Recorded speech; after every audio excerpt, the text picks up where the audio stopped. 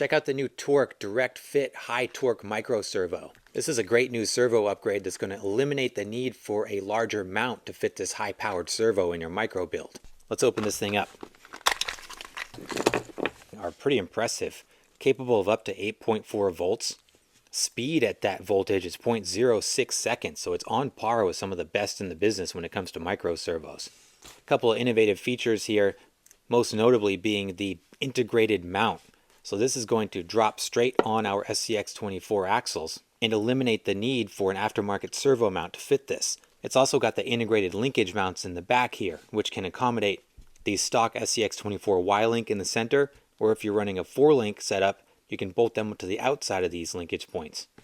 Another notable feature is the rear exit wires. This was designed for clearance. Most of these servos have the wires coming out the rear side, which can run into clearance problems with your mount, your frame rails.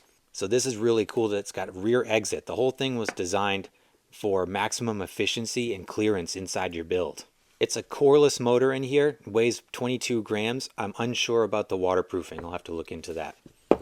Comes with your standard variety of plastic horns. There is also an aluminum horn in here.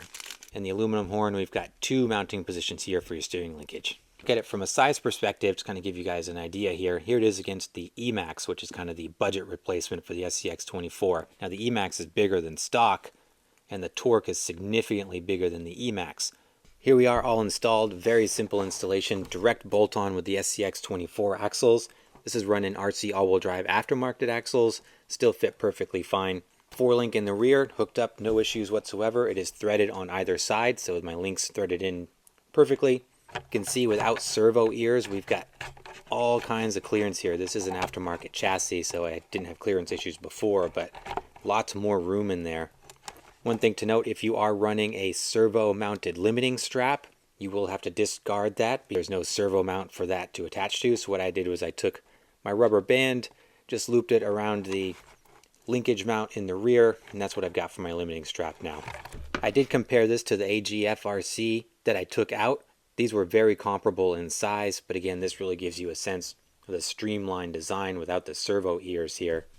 One thing to note, installation was easy except for the hardware that came with the aluminum horn would not fit. I could not get the screw to thread into the spline there. So thankfully I have a plethora of aftermarket servos and I was able to find some hardware that would fit there, but that was a little disconcerting.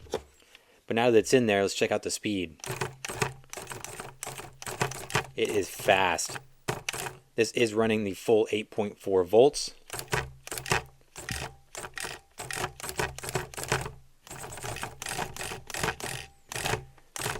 Let's see how it looks against the Mofo RC Servo Beast. So both of these trucks running 8.4 volts. Here's the Torq. Here's the Servo Beast.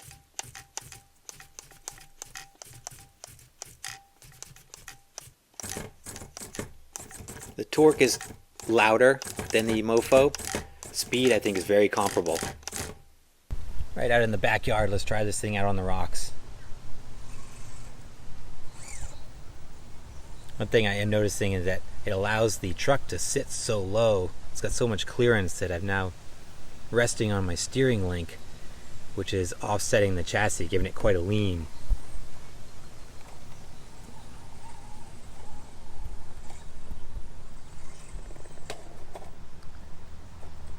Steering is very fast.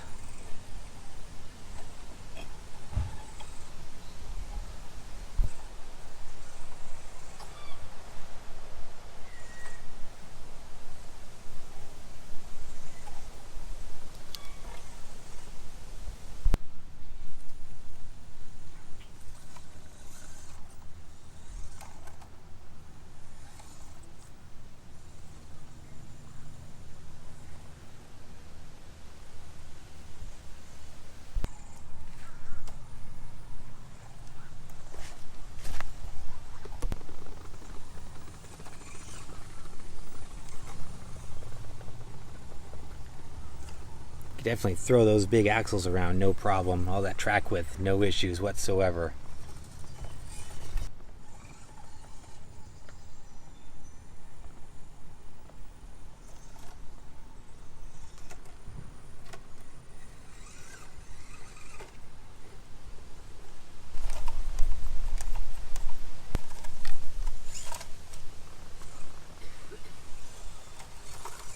Performance-wise out on the rocks, no surprises with this thing. It operated exactly like you would expect from a higher-end servo.